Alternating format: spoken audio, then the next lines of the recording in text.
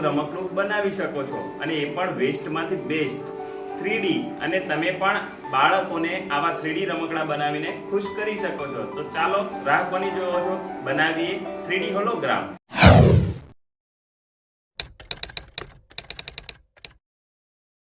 સૌ પ્રથમ આપણે બજારમાં મળતા નકામા ખોખાના પૂઠા લેવાના છે દોસ્તો। અહીંયા તમે પૂઠું જોઈ શકો છો, એવું પૂઠું આપ લઈ શકો છો જે વિના ખર્ચે તમને મળી જશે। હવે આમાંથી આપણે 3 સરખા માપના પૂઠા તૈયાર કરવાના છે, લંબચોરસ। આપણે એના માટે તૈયારી કરીએ। અહીંયા મેં તમારી માટે 3 પૂઠા રાખ્યા છે, જેમાંથી એક પૂઠું થોડુંક મોટું લાગે છે અને 2 પૂઠા એક સરખા છે। હવે દોસ્તો આ 3 પૂઠાને આપણે એવી રીતે ગોઠવવાના છે કે જેથી વચ્ચેવાળું જે પૂઠું છે એના ઉપર મોબાઈલ સ્ક્રીન મૂકી શકાય અને મોબાઈલ રહી શકે, અને વચ્ચેનો ભાગને આપણે કટિંગ કરી નાખવાનું છે। તો મોબાઈલ સ્ક્રીન રાખવા માટે આપણે વચ્ચેનું પૂઠું જે છે એને યોગ્ય માપ વડે એવી રીતે કાપશું કે જેથી મોબાઈલ પણ રહી શકે, મોબાઈલ પડે પણ નહીં અને મોબાઈલની સ્ક્રીન જે છે એ આપણને પૂઠાની પાછળના ભાગમાં પણ જોઈ શકીએ। અહીંયા એના માટે તમે યોગ્ય માપ લઈ અને બેઝ તૈયાર કરી શકો છો। હવે વચ્ચે રહેલો જે ભાગ છે એને આપણે કટિંગ કરવાનો છે। તો વચ્ચે રહેલો જે ભાગ છે એને આપણે વ્યવસ્થિત કટિંગ થાય એટલા માટે પહેલાં માર્કર વડે નિશાની કરી લઈશું અથવા તો દોરી લઈશું, ત્યારબાદ કટિંગ કરવામાં સરળતા રહેશે। તો અહીંયા હું તમારી સામે પૂઠાને કટિંગ કરવા માટેની લાઇનિંગ દોરી રહ્યો છું। આપ જોઈ રહ્યા છો કે હવે લાઇનિંગ બની ગઈ છે અને હવે હું કટર વડે, કારણ કે કાતર વડે તમને ફાવશે નહીં તો તમારે વાગી ન જાય એનું ધ્યાન રાખીને કટર વડે આ વચ્ચેનો ભાગ છે એને દૂર કરવાનો છે।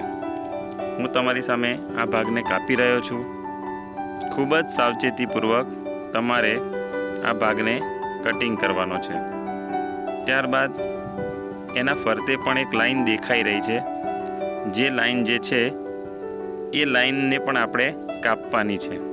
પહેલાં આ વચ્ચેનો ભાગ આપણે દૂર કરી લઈએ।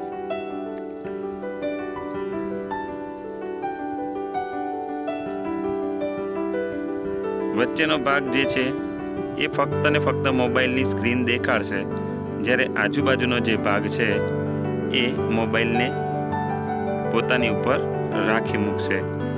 મોબાઈલ અંદરથી બહાર ન નીકળી જાય એ રીતે તમારે એનું ચોરસ કટિંગ કરવાનું છે। તો હવે લગભગ ભાગ કપાઈ ગયો છે અને હું કટર વડે એને દૂર કરવા માટે પ્રયત્ન કરી રહ્યો છું। આ ભાગ જેવો કટિંગ થશે આપણે આગળની પ્રોસેસ કરીશું। હવે અહીંયા આ જે ભાગ દેખાઈ રહ્યો છે એને સાવચેતીપૂર્વક આપણે દૂર કરવાનો છે।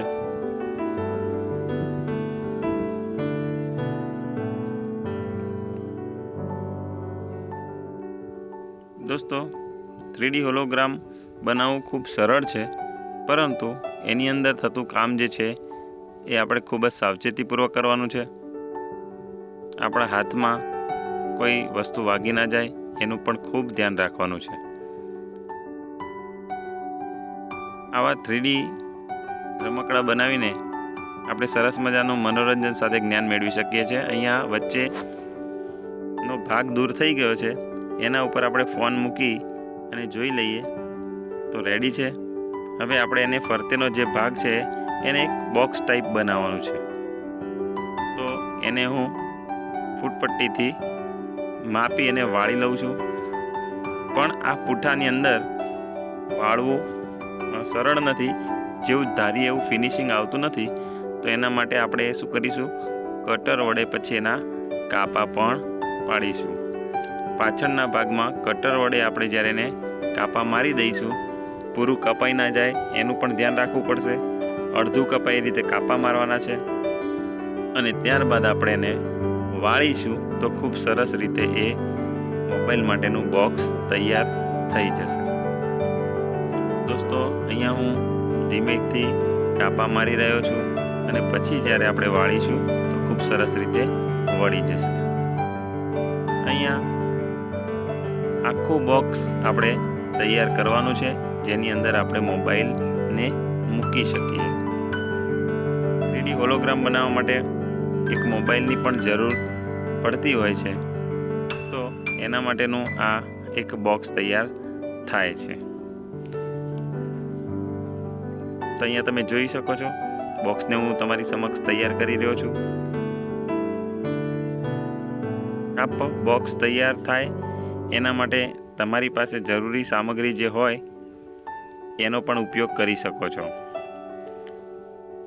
બોક્સ બનવું જરૂરી છે, પછી એ તમારા ઉપર ડિપેન્ડ છે કે તમે એને કઈ રીતે બનાવો છો.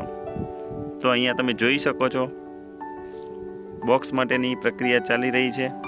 ત્યારબાદ બોક્સ બનાવવા માટે એના ખૂણા જે છે એને આપણે કટિંગ કરાવવાના છે.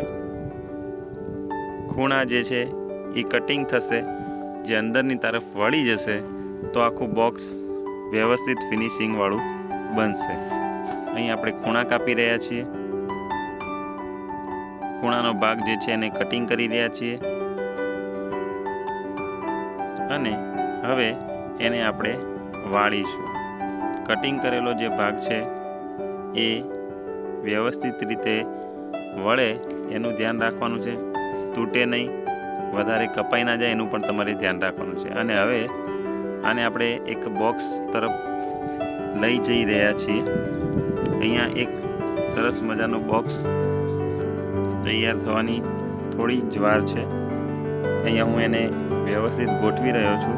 ત્યારબાદ તમારી પાસે સ્ટેપલર હોય તો સ્ટેપલર, ફેવિકોલ હોય તો ફેવિકોલ, સેલોટેપ હોય તો સેલોટેપ, જે પણ વસ્તુનો તમે ઉપયોગ કરવા માગતો હોય એના વડે આને ચોંટાડી દેવાનું છે. તો હું અહીંયા સ્ટેપલર વડે આ ખોખાને ચોંટાડીશ. સ્ટેપલરની પિન મારીને વ્યવસ્થિત રીતે ખોખું જે છે એ તૈયાર થાય, મોબાઈલનું બોક્સ તૈયાર થાય એ ખૂબ જરૂરી છે. હું અહીંયા મેં પિન મારી દીધી છે. બીજા છેડે આપણે એક પિન લગાવી દઈએ. જેવી બીજા છેડે પિન લાગી જશે દોસ્તો, બોક્સનું બેઝ તૈયાર થઈ જશે. તો અહીંયા એક મોબાઈલનું સરસ મજાનું બોક્સ તૈયાર છે. આની અંદર મોબાઈલને આપણે ઊંધો મૂકવાનો છે. અહીંયા એક કાળું કપડું અથવા કાળા કાગળનો પણ તમે ઉપયોગ કરી શકો છો અને એના વડે આખા ખોખાને તમારે સરસ રીતે તૈયાર કરી દેવાનું છે. મેં કાળા કપડા વડે આ ખોખાને સરસ રીતે તૈયાર કરી દીધું છે. એની અંદર મોબાઈલ મુકાવવા માટે તૈયાર છે. હવે બીજા ભાગમાં આપણે 2 પૂઠા જે લંબચોરસ લીધા હતા એ બંને પૂઠાને અહીંયા તમે જોઈ શકો છો 45 અંશનો ખૂણો એ તમારે ખાસ ધ્યાન રાખવાનું છે. 45 અંશનો ખૂણો રહે એ રીતે તમારે ત્રાસી લીટી એના ઉપર કરવાની છે. તો બંને પૂઠા ઉપર 45નો ખૂણો રહે એ રીતે ત્રાસી લીટી તમારે બનાવવાની છે અને એ ત્રાસી લીટીના આધારે આપણે આગળનું કામ કરીશું. અહીંયા સરસ મજાની ત્રાસી લીટી એ આપણે ચિહ્ન કરી દીધું છે અને હવે એ ત્રાસી લીટીના આધારે 45નો ખૂણો રહે એ રીતે, કારણ કે અહીંયા 45 અંશ હોવું જરૂરી છે, જેથી આપણું જે વૈજ્ઞાનિક રમકડું છે તે આ જ નિયમ ઉપર કામ કરે છે. તો 45નો ખૂણો રહે એ રીતે તમારે ત્રાસી લીટી દોરવાની છે અને ત્યારબાદ જે લીટી આપણે દોરીએ છીએ એ લીટી ઉપર આપણે કોઈક વસ્તુને ફિટ કરવાની છે.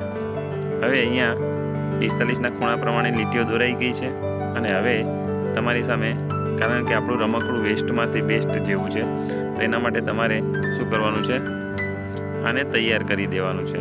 તો આપણે આ પ્લાસ્ટિકના જે પૂઠા છે એને કલર કરી દઈશું.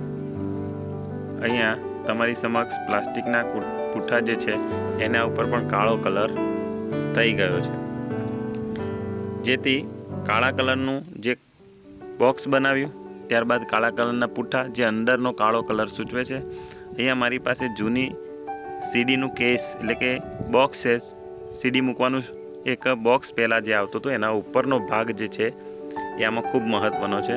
તમે આની જગ્યાએ કોઈ ચોરસ પારદર્શક કાચનો ટુકડો પણ લઈ શકો છો અને જ્યાં આપણે લીટી દોરી હતી 45 અંશના ખૂણાની ત્યાં વચ્ચેના ભાગમાં આ પ્લાસ્ટિકના એટલે કે કચકડાના ભાગને ચોંટાડવાનો છે. અહીંયા મેં ફેવિકોલથી ચોંટાડી દીધો છે અને હવે આને સુકાવવા માટે આપણે મૂકી દઈએ.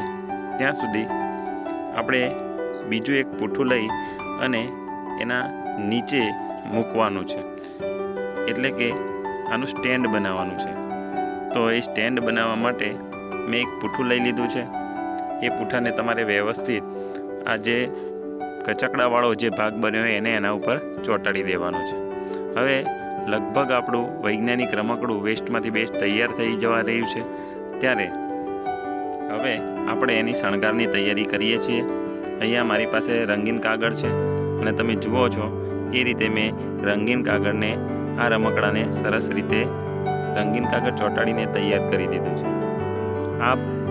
આપની ઈચ્છા અનુસાર સરસ રીતે આ રમકડું સજાવટ કરી શકો છો. આવો જોઈએ રમકડું કઈ રીતે કામ કરે છે. સૌથી પહેલાં તો તમારી મોબાઈલ સ્ક્રીનને ઓન કરવાની છે. એની અંદર જઈને દોસ્તો આપણે યુટ્યુબને આપણે ખોલવાનું છે. અહીંયા યુટ્યુબ હું ખોલું છું. યુટ્યુબને ખોલ્યા બાદ અહીંયા તમારે સર્ચ બોક્સમાં જઈને ઓનેસાઇડ હોલોગ્રામ લખવાનું છે.